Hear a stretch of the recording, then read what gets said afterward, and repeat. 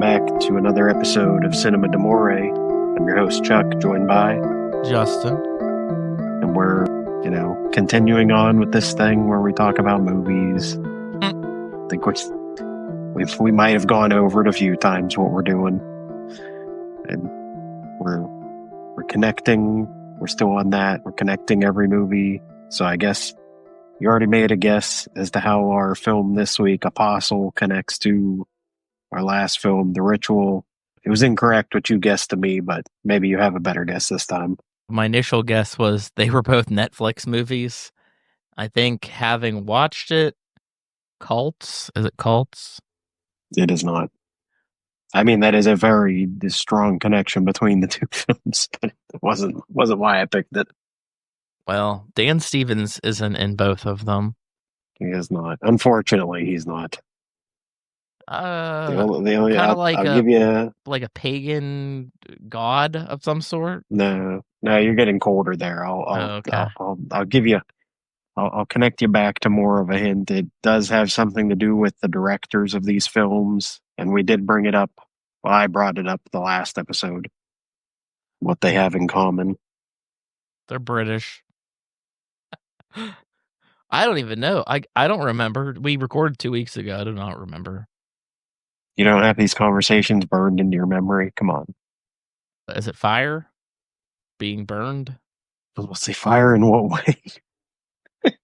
Just burning. Burning. Yeah. I mean, both cults do end in fire. People in trees, things in trees. There were both have things. Like I said, there's a lot of things that are similar in both these movies, but none of them. Yeah, the elk was a lot like there's people in this one that are up in the trees. Mm-hmm. I thought that looked very similar. They're like, man, there's so many connections, but no, I'll save you some trouble. It's they both worked on the VHS movies. Ah. Yeah, like I said, I brought it up last time. I really like. I know we'll have to watch them at some point. We'll find a way to work them in there. Just all of them. I think his. I mean, we can start talking about the movie. This is directed by Gareth Evans, who did The Raid 1 and 2. He's done this. His newest movie, Havoc, I think is pretty good. It's also a Netflix movie with Tom Hardy. And I think he worked on VHS 2, and I think his segment on VHS 2 is probably my favorite one on there. So, I mean, I pretty much like everything that he does. Did you like this movie? I do like this movie. I would put this in the like category too. It's a slower one. This is. I mean, when he gets into the action scenes, they're reminiscent, but this is I don't want to say the least like the rest of his movies, which are known for being like nonstop action for the entire runtime. They're very fast paced and there's a lot going on in them.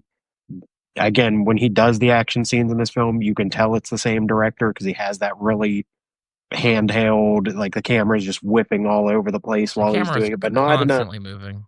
Not in a way though. He doesn't do like jump cuts in his fights. He just like moves the camera, has the camera moving all over the place. So all the action scenes are still very readable, unlike a lot of American action films where they're just the camera's moving and then they're also just cutting 100 times in one fight that you can't even understand where the characters are supposed to be in the frame at any given time.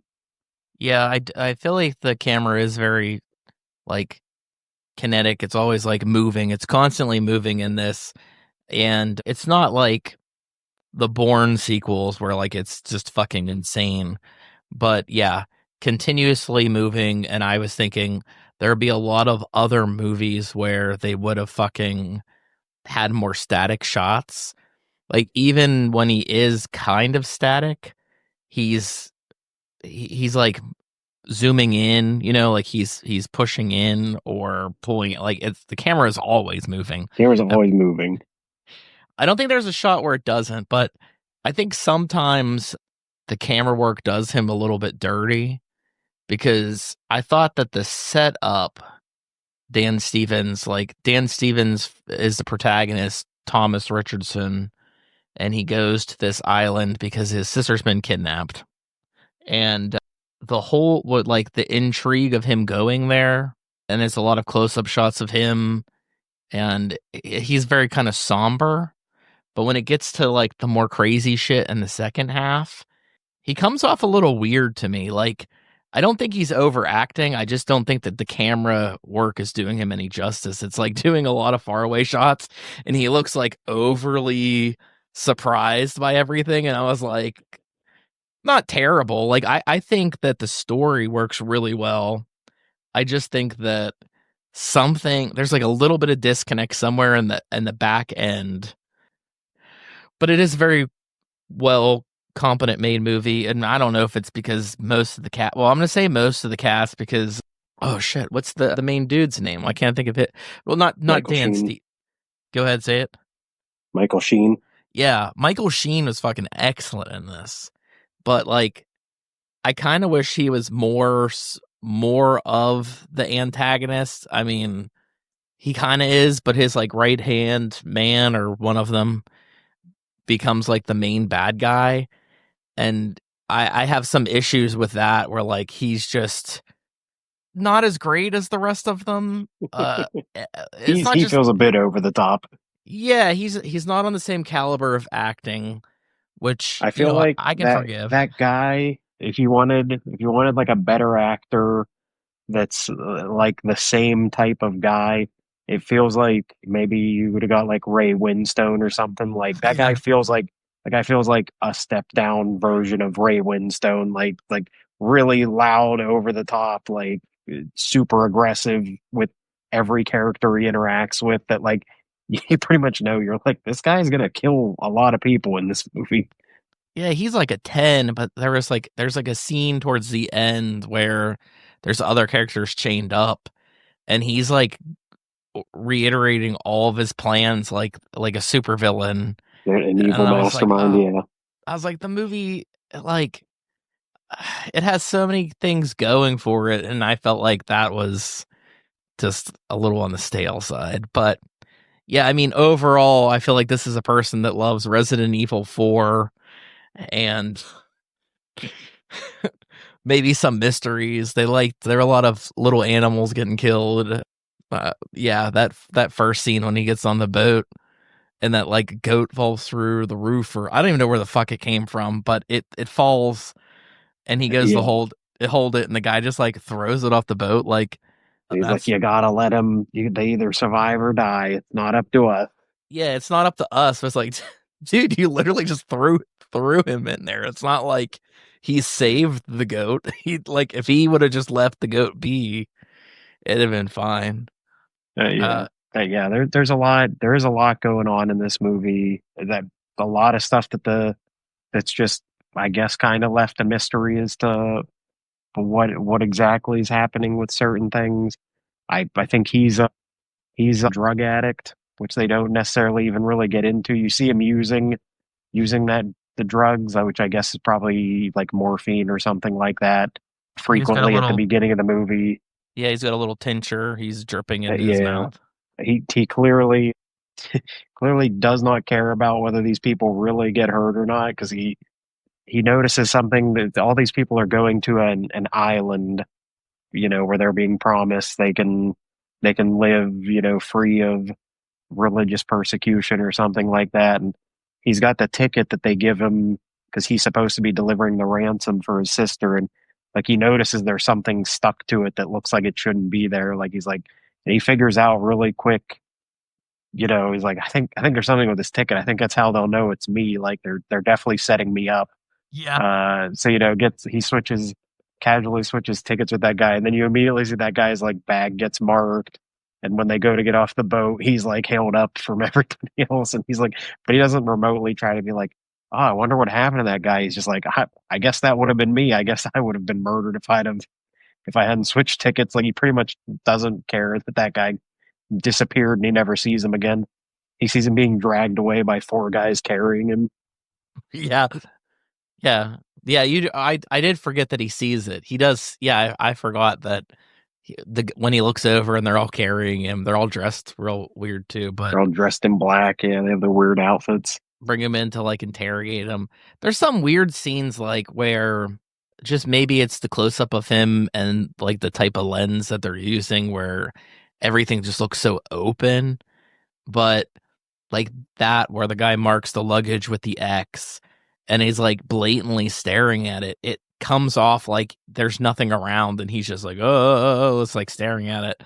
And that happens a few times, like when the When he's in prophet, the church and stuff, and he's like yeah, just when that, staring around, and you're like, yeah. When they're like, "Who's the guy that infiltrated us?" I'm like, "Is it the guy that stares at everything?" And it's like seems like super confused about everything. yeah, there's a when they're like, oh shit, this isn't the guy. We're gonna have to find him. And they literally walk out into the bar from like that little back room where they were figuring shit out. Yeah, And he's just full on staring at him. And yeah, there's like not trying to no hide it at all. right. Yeah, so I feel like something. I feel like those shots are working against the story that I think would overall be fine. Yeah, I love to like again the things that are kind of left a mystery that no one wants to talk about. Like the first night he's there, and they get like a curfew call, and it's like everyone get back to your houses. You gotta be in now, which they never explain. I guess presumably it's to make sure that no one's doing anything that they shouldn't be, or like going out and investigating something. But he walks by that one window and sees them like the woman cutting her arm, and she's like pouring blood into a jar. And then I love when he gets back to his like housing hotel type thing, and he walks down and just sees like there's every room has one of the jars full of like half full with blood sitting in front of their door, and he just walks up and he's like, huh, that's weird. And then he just takes the one across the hall, pours half of it into his, and puts them back. And he's like, that's probably fine. I don't need to do anything. Which doesn't remotely seem to question that or like go to ask anyone like, what's with the jars of blood? Yeah, I'm gonna have to figure out about this blood stuff later. And then Yeah, he gets stabbed by the key because the key has like a hook for some reason, and his blood gets like sucked like unnaturally into the floor. And there's that funny, hilarious shot of like you find out that she's like a tree god person thing, but is this like old woman going just licking through the, licking which it through the takes a floor. long it takes a long time to get from like that part I think is probably in like the first 20 minutes of the movie, and it's not until like the last 45 minutes of the movie that you finally really get the reveal that there is like this tree goddess person. Like there's a whole space in the middle where they don't even really reference anything supernatural, and it does more or less just seem like I don't know, maybe Michael Sheen is just conning everyone by telling them there's a goddess there. But then you keep going back and you're like, but there was definitely like somebody under the floorboards drinking blood. So there's definitely got to be something. And he did, I mean, it could have been a hallucination, but when he's in the church and the lady's walking past the windows and he notices her, but when he leaves the church, the windows are She'd like have to be too, like 10 feet tall. yeah, like the windows are too high for her to have walked past. And I do commend the film for like not being so blatant about Yep. it. Like if you didn't fucking get it, then you didn't get it. I didn't even. It wasn't until like the very end either because they have that one shot when he looks outside and yeah, that you kind of have the same thought of like, how is there a person walking that he could see out the windows? Like they'd have to be ridiculously tall or floating, and it does show for like a second. You see like the flowers growing on the side of the building, Mm-hmm. and that's like such like a small like plant that well literally it's a plant for something much Yeah. later that you don't even think of for the longest time Or they're like that dying or was even something, there. right? Like it's like a Yeah, well the plague plants of grow some but then they sort. like die immediately. Yeah, Yeah, and I mean we get a little bit more of why they kidnapped his sister because he comes from this rich family and they're not too keen on Michael Sheen's character being able to like revive the island through his religion. He has kind of a little bit of Michael Sheen's kind of flashback where like ends up on the island when he's talking about how it like saved him, which I'm guessing he was at sea for a while. But he's with two other guys, but I only see the back of their heads, so I'm assuming it is like his two right hand dudes. I don't know who else is with him, but there's three people that the discover guys.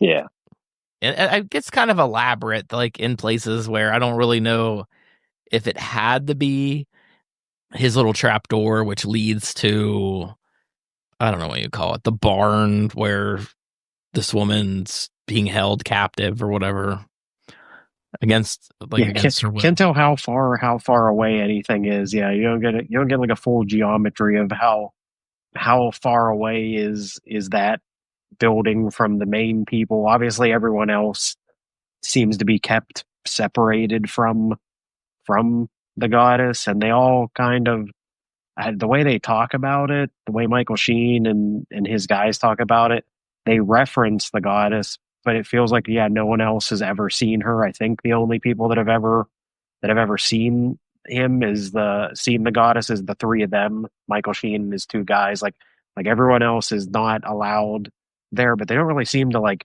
guard it.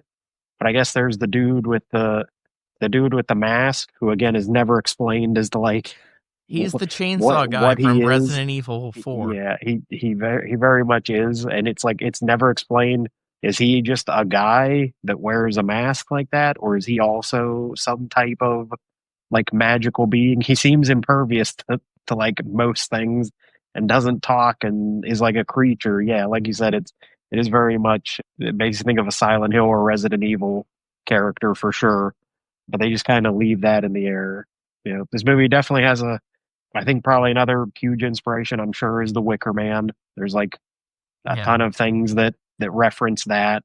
The kid with the mask when like they're having like their party feels like a part of that, which I do like that moment. It's like one of the few kind of comedic random moments when that kid's staring at him with that real creepy mask and he does the finger guns and the kid just goes, "Oh," and then like runs away from him. Yeah, giggles.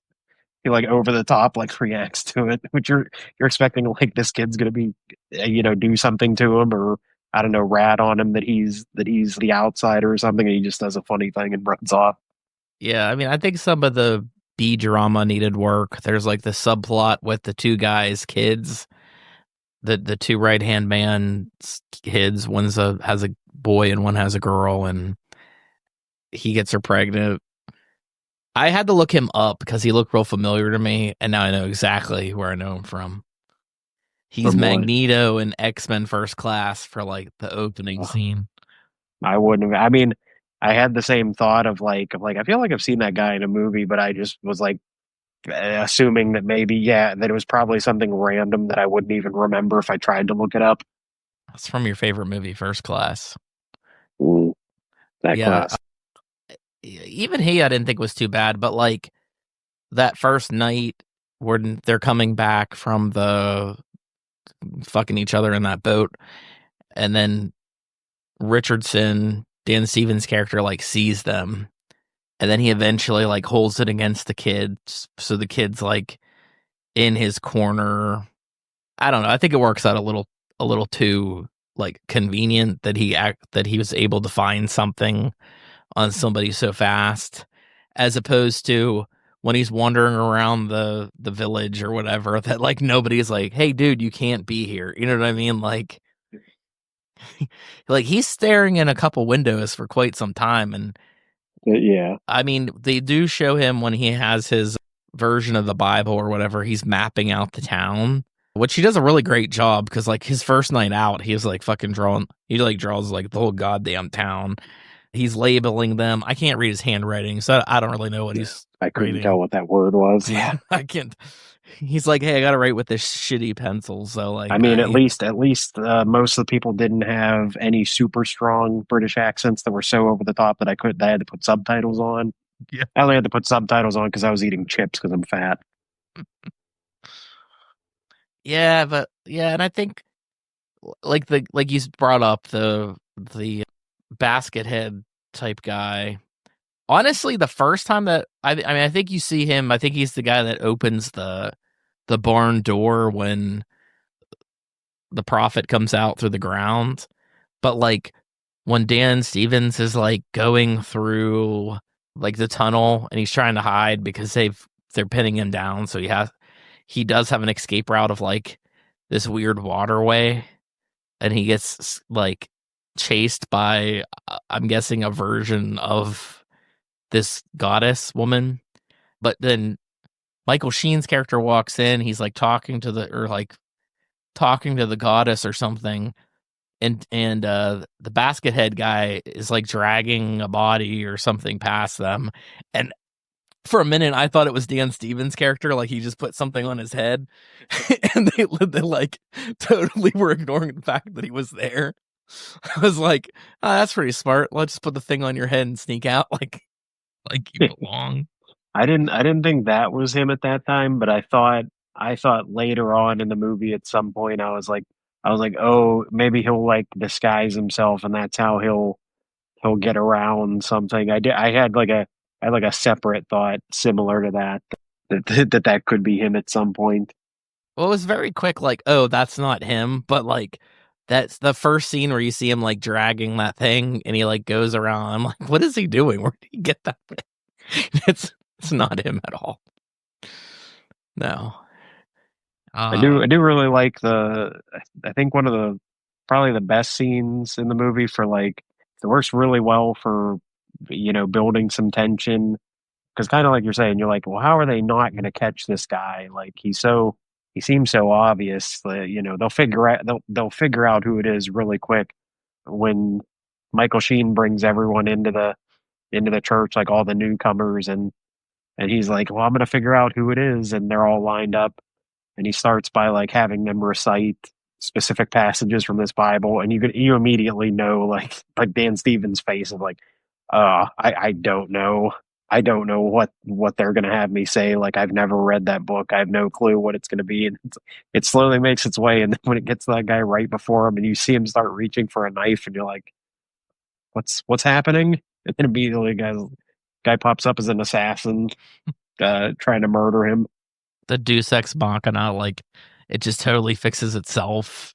There's Yeah, no like clever way for Dan Stevens' character to like talk about it. The only thing he does that's kind of creative is like he lunges for the knife to like stop the guy. So he seems like he's on their side. And then they like yeah. violently spear the man, which does kind of have those rage shots where it was just like this insane first person perspective of them throwing the spears and then pulling the camera back and they're like all through him. Yeah, but I mean, I guess we got to kind of move towards the end, which is there is this goddess that we were talking about. It's not just an old woman with a bunch of branches and shit around her, and they keep feeding her like. I mean, Blood. yeah, I don't know if she's even demanding this stuff. They just keep wanting to kill people to be like give her offerings, and I'm sure she's Yeah. like, yeah, I'm a pagan god, but guys, you really don't have to do this. Like, no, nobody's asking, nobody's asking you to do this. And there were still some shots with that I thought were weird. Where I'm like, she was making me think of Game of Thrones with the three-eyed raven, where the old dude was just like stuck in the roots of that tree. It was like the exact same kind of shot, and she was fine. But like, yeah, he gets his sister or goes to get his sister. He burns this woman. That was another scene I'll say like again talking about Dan Stevens not never being as soon as he gets his sister, I'm like, they're talking way too loud. Like some of Yeah, that guy with the basket on his head's gonna come around the corner and like attack them any second. Like I was like, they're not that shack that she's in is not that large. Like he's not that well hit. I I saw that coming from a mile away just based on the rest of the movie. I was like, he's not remotely being silent enough to sneak his way out of this. yeah. Then they have that weird meat grinder thing, so they have this like fight, and I don't know what the fuck Dan Stevens does. Like the dude gets like the fishhook thing through on his mask, and he like Dan Stevens just like looks over and kicks an object, He and like it like drops a weight or something, and it's I like don't know what. yeah, it like rips his head off or something. I don't know. Yeah, There's some Looney Tune shit going on, and it like rips him into yeah, takes care of him, and then he finds his sister, and I guess this other girl that's there. I don't even want to call her the love interest. I mean, like there's nothing romantic really between them. But when he goes in to fight that like bodyguard dude, oh, not the bodyguard, the right hand man dude that's like giving his Yeah. spiel, and he gets like fucking like stabbed like 10 Yeah. times in the side. I'm like, well, that's not fucking good. Steven's like, I don't think you're making it through this. I also do When he like the fights shotgun that guy thing. after they I mean, you don't skip over when they grind that guy's brain out of his head. The one guy's son, Yeah, that was cool, I the guess. giant drill. I mean, I think this is the weird stuff because, like, in The Wicker Man, which you have to compare this to, it's like a nice little town with some odd traditions, and there's a little bit of red flags, but you don't 100% pick up on it. And in this, I think Dan Stevens' character is like expecting the weirdest of things, but like they're not remotely hiding these weird like torture devices that they have all over the island. It's not like it's a secret place. It's like 100% right out in the open, and I guess it's gruesome to watch. The his dad comes up like, "What are you doing?" No, my boy. Yeah, but I don't even 100% know what happens to Dan Stevens' character. He like He becomes one with the island. he like yeah melts in with the eye. Like I'm assuming he's been chosen to become one with the island because Yeah. Michael Again, kind of similar Sheen's to the last movie. Like he's the chosen one, I guess. yeah, because like I guess that's why he's seeing the old woman in the floating past windows and shit like that, and she chases him in that water, which I think is more so to get him to find her, you know? Yeah. So I feel like her plan was to be killed and he I fulfilled think I that. think it's him. I think at that point it's like he's becoming like he's taking her spot as like maybe there always has to be like a guardian of the island because I mean it seems like he kills her at the end. Like she wants him to kill her, so he burns the hut down while she's inside of it, and then he leaves, and then the island starts kind of like all their houses start catching on fire and burning down.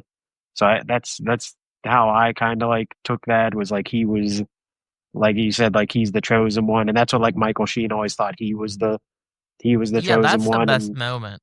he has that Michael scene where Sheen, he's like watching him at the end, and he's like oh nope, he's definitely the chosen one, and I'm not.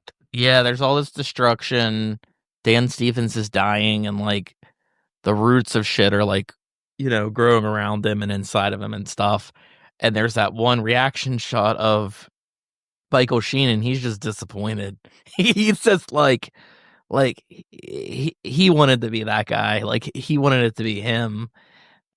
The only thing though is like, okay, there's a lot of mystery to the point that like I don't know if we would 100% piece it together. But like Michael Sheen finds this island. He at, in the beginning, like his first like what is that called? His That's the religious version. I want to call it a seminar, but it's not a seminar. when Sure, it's a seminar. We'll when go you with that. when you first meet him, and he's talking about like the land and how the land gave him life, but it literally just sounds like like he got lucky, like God helped him survive the sea and end up here.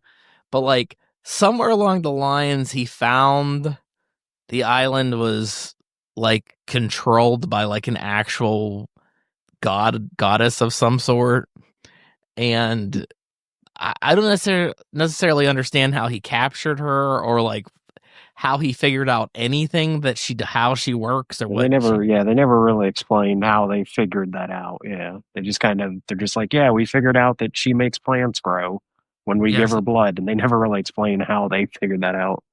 yeah, there's a lot of weird shit going on there that's like not 100%. I really don't think the viewer can piece it together, or maybe they can. I'm just dumb. It could be that. It could very well be that. But yeah, and I guess the only other thing that we didn't talk about was you find out. I don't know if they said it in the beginning, but I think I missed it. But when you get Dan Stevens flashback of when he was like in China and he was a missionary and they were like torturing him Didn't enough have a that good time. yeah, he straight up did not have a good time in China. So he stopped believing in God or something, but now he might be a god of some sort. Yeah, Yeah, I guess it's very Lost-esque because they had a ruler of the island and it was like the same kind of and shit. yeah, you got to be chosen. Yeah, Yep, there were they all get brought to candidates. the island for a reason. It was a nice island. I thought it was real pretty when they showed up. But yeah, it was like they walked into like the setting of The Witch or something like or oh what is shit, what is it? Or like 1905 I think it said. Yeah, In 1905 and I guess it would have been times would have been more modern-ish, but I felt that island really felt like old colonial times. Like it was a couple hundred years behind what they're more like the Amish. yeah, it just I don't know. It was giving me the like witch vibes, like the witch vibes. Like it was just like this creepy old at least I could understand them, you know. Nothing against the witch. The witch is awesome, but couldn't fuck, you know. I need the subtitles for that one. I can't understand that shit. But yeah, I mean, overall, I liked it. I'm surprised I never watched it. I've never saw a trailer for it or anything. Actually, like when I heard of it, I think I was thinking of like a completely different movie. But I do remember Dan Stevens, the Apostle, and I feel like maybe my timeline's weird, but I think he did this or this came out after Beauty and the Beast. So everybody was like, "Oh, Probably. because he's Beast," and they're like, "Yeah, it's he did this weird like culty type thing afterwards, and he's great." Yeah, I mean that's the only it's the one major downside of anything that's on streaming is there's just so much that comes out and stuff will just come out and you'll never think about it because it doesn't get once it's already released onto Netflix, you'll never hear about it again because they don't necessarily go out of their way to like keep promoting it. There's never a physical release, so you'd never see it listed somewhere. So you'll until something like this where it gets brought up of, hey, you should watch this, it's like you'll just never think about it. Yeah, or gets forgotten. It's like Yeah. award season. Netflix will have its shit that you can only watch there. A lot of documentaries and shit like that.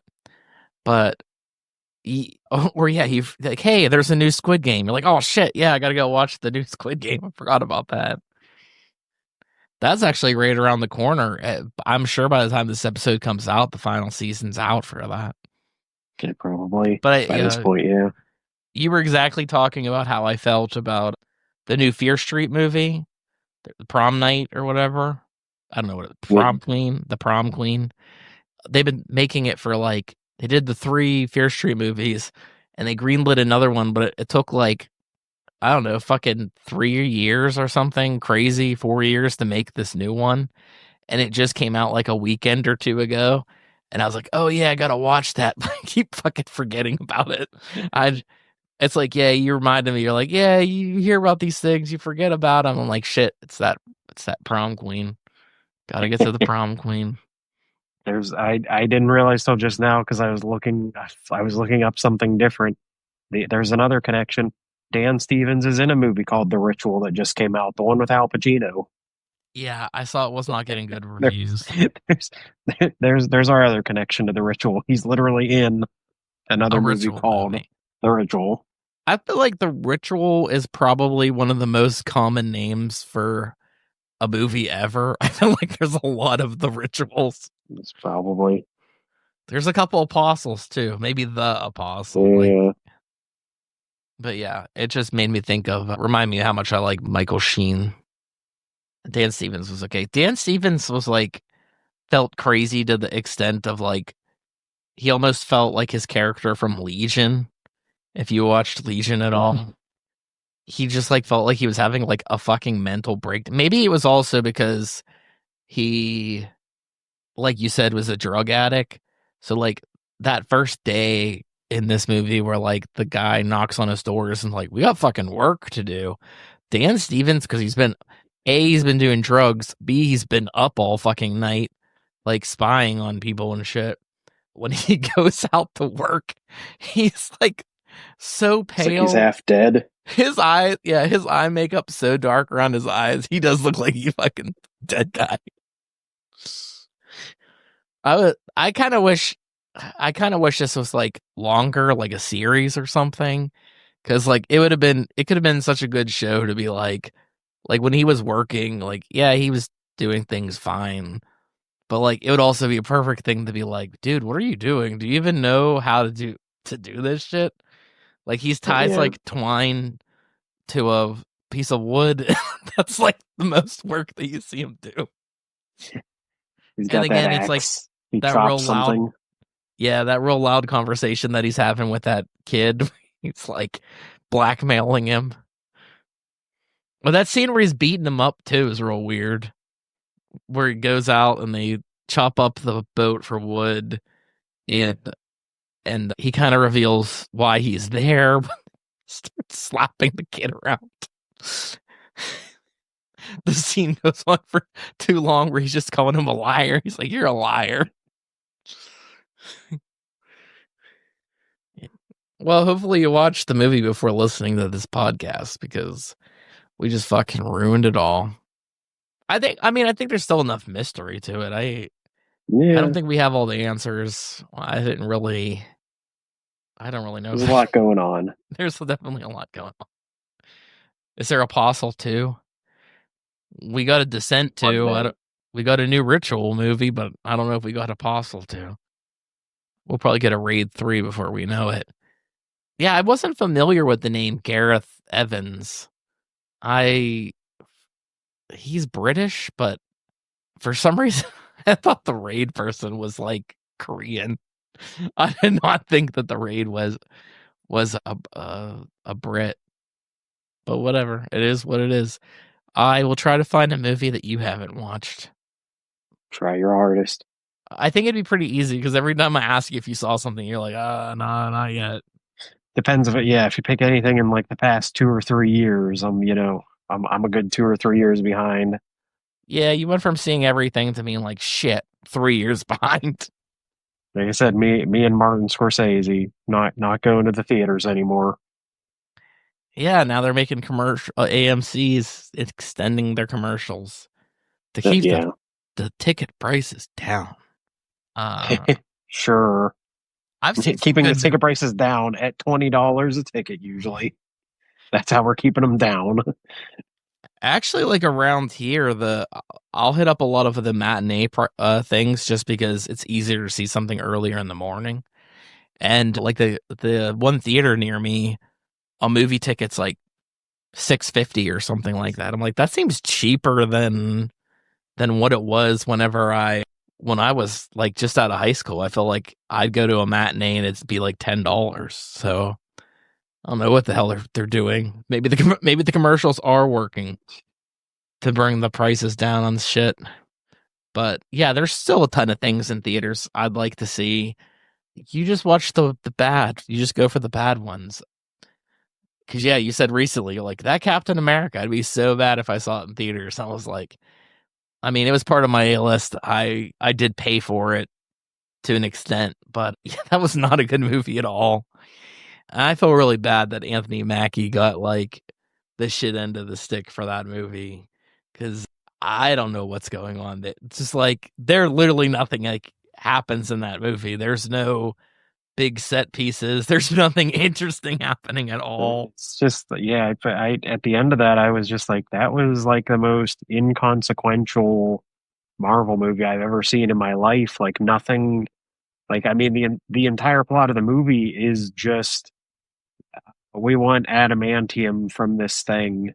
Well, we accidentally battled Japan for a couple hours over it, and then he turned into the Hulk. I'm like, that's the movie. Like, there's no like, there's nothing really crazy or huge that happens that does anything. I was like, yeah, I don't know. And the Yeah, I movies don't like have to Anthony be. Mackie. I think he's good. I think all the characters are good. I like that. the guy that takes over Falcon for him, like that guy was fine. I didn't hate the characters or anything. It just was felt like there was no purpose to that movie.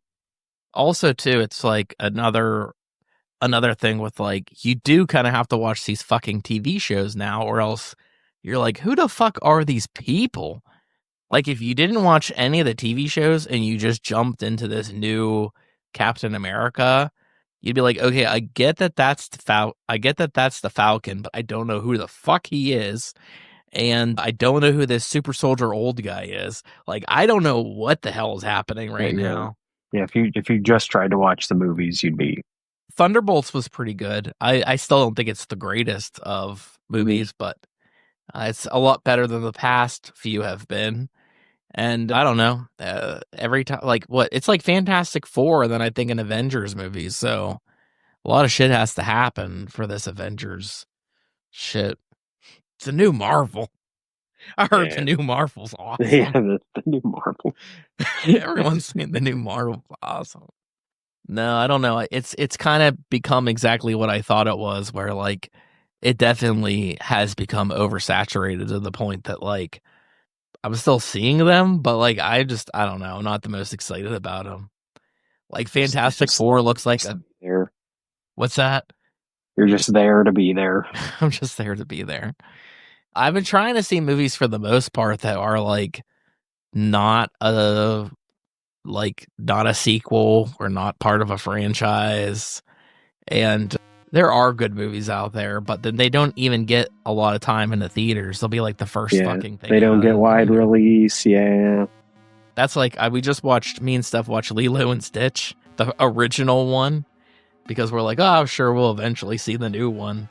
And I'm like, we probably have like a good month where that is still in the theater.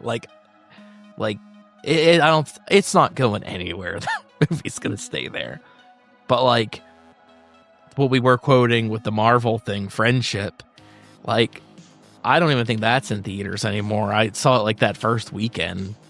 And Your Movie, I'm gonna call it Your Movie, but I've been dying to see Life of Chuck.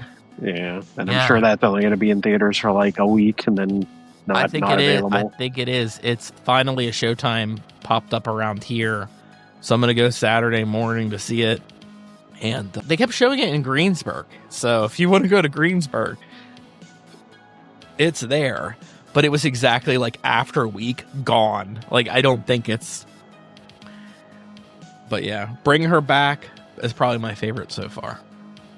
It's like a little uncomfortable and clever. And I do think if you like The Apostle, I think you might like Bring Her Back, because it's kind of that same, like, there's more going on and you're kind of piecing things together, maybe a little bit more definitive of what's going on as opposed to The Apostle. That's like, I'm going into this movie without knowing anything, and it was like a cult on an island. I thought for sure, because of the ritual, that there was going to be some sort of creature.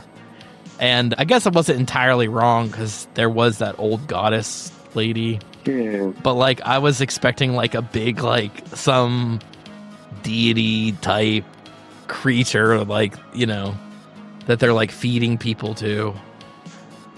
Which I guess I'm not far off. It just did not go down the way I thought.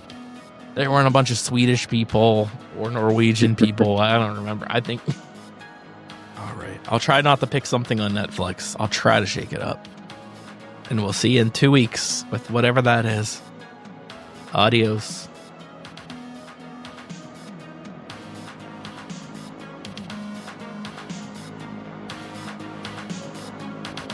We are Cinema d'Amore. Follow us on Facebook and Twitter to stay up to date with news and information on upcoming episodes. Find us on Apple Podcasts, Google Podcasts, Podbean, Spotify, Amazon Music, Audible, Pandora, Alexa, or iHeartRadio. It would be greatly appreciated if you subscribe to our podcast on your platform of choice. We also appreciate feedback, so rate us, review us, and let us know what you think. And above all else, thank you for listening.